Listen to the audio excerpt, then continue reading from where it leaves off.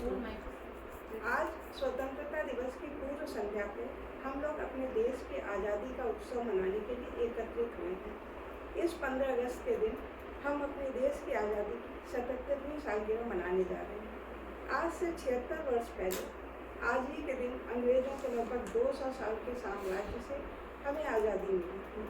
यह आज़ादी देश के सैकड़ों स्वतंत्रता सेनानियों के दशकों तक किए गए अगाध संघर्ष और बलिदान के परिणाम स्वरूप प्राप्त हुई। आज के दिन हम अपने देश के सभी स्वतंत्रता सेनानियों को अपनी श्रद्धा सुमन अर्पित कर रहे हैं और उनके त्याग और बलिदान की अमर गाथा को याद करते हैं। आज ही के दिन सर्वप्रथम पंडित जवाहरलाल नेहरू जी ने लाल किले पर तिरंगा फहराया था और हमारे देश की आज़ादी की घोषणा की थी।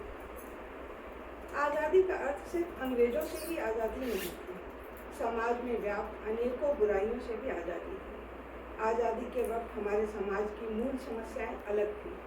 उस समय जाति प्रथा, ऊंच नीच, छुआछूत प्रमुख समस्याएं थी, जिन्हें दूर करने के लिए संविधान के निर्माताओं ने संविधान में अनेक प्रावधान किए, जिसके अनुसरण से उन समस्याओं में बहुत कमी भी आई है। परंतु आज मैं उन समस्याओं पर प्रकाश डालना चाहूँगी जिनसे अभी भी हमें आज़ादी की जरूरत है। जैसे जैसे हमारा देश विकास की ओर बढ़ने लगा, कई नई समस्याएं पैदा होने लगी। जैसे आज के युवा वर्ग की प्रमुख समस्या अवसरों की असमानता है।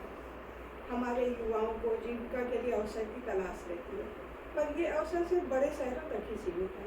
छोटे शहर का युवा कितना भी कठिन परिश्रम कर ले, उसे अपने परिवार के पालन के लिए बड़े शहरों की ओर पलायन करना ही पड़ता है। बड़े शहरों में भी अवसर इतने सीमित हैं कि छोटे शहर के प्रतिभाशाली युवा भी कई बार अपनी योग्यता से कमतर काम करते दिख जाते हैं। जब भी चतुर्थ श्रेणी कर्मचारियों की भर्ती के लिए विज्ञापन निकलता है, उसे देख के अक्सर उच्च शिक्षित लोग भी आवेदन करते रहते हैं। रोजगार के मौके बहुत कम हैं, जिसके कारण ग्रामीण क्षेत्रों में बेरोजगारी बहुत तेजी से बढ़ी है। शहरों के युवा तो फिर भी आजीविका के लिए कुछ न कुछ काम पा जाते हैं, पर छोटे शहरों में बेरोजगारी एक भयानक महामारी का रूप ले रही है। इस समस्या का समाधान यही हो सकता है कि जो जहाँ है उसे वहीं आजीविका के अवसर प्राप्त हों। छोटे शहरों में भी रोजगार के अवसर उपलब्ध कराए जाएं, जिससे प्रतिभा के पलायन को रोका जा सके।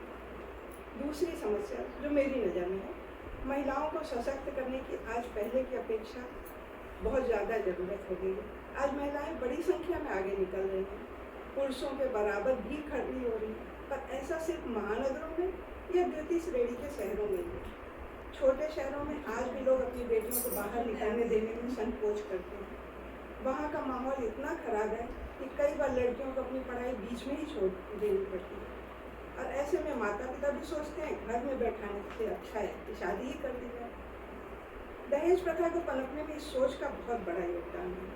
हर पिता अपनी बेटी के लिए योग्य वर की तलाश में रहता है, और योग्य वर की संख्या इतनी कम है कि लड़के अपनी कीमत तय करके बैठते हैं। कन्या के पिता लड़कों की मुँहमांगी मांगों के आगे झुकने लगे और कर्ज के बोझ तले दबते गए। एक यही वजह है कि छोटे शहरों में या गरीब परिवार में लड़कियों को बोझ समझा जाने लगा। कन्या भ्रूण हत्या जैसे सामाजिक अपराधों का जन्म भी यहीं से हुआ। इस समस्या से आज़ादी में सरकारी प्रयासों से ज़्यादा एक सामाजिक क्रांति की जरूरत है। हमें अपने परिवार की बच्चियों को वर्तमान परिवेश से जूझने में मदद करनी होगी, न कि उनके पर को कतर के घर में बैठा दिया जाए। आज हम एक आज़ाद देश के नागरिक हैं। हमारे ख्यालों में भी आज़ादी होनी चाहिए। ऊंच नीच, ढोंग ढकोसलों और अंधविश्वासों से भी हमें आज़ादी चाहिए। हमें स्त्री पुरुष सभी के लिए समान अधिकार और अवसर चाहिए। हमें सर्वधर्म संभाव वाली सोच रखने वाले नागरिक चाहिए, जो हमारे देश को सामाजिक, आर्थिक और मानसिक आज़ादी दिला सके।